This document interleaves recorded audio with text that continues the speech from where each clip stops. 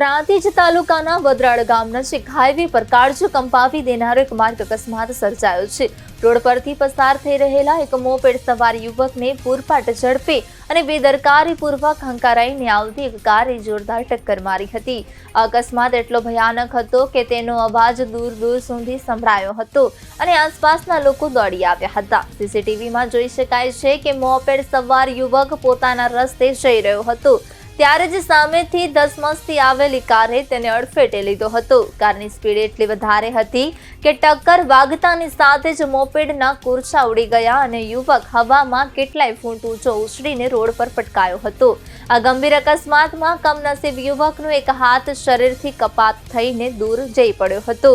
ગંભીર રીતે લોહીલુહાણ થયેલા યુવકે તડપીને ઘટના સ્થળે જ દમ તોડી દીધો હતો।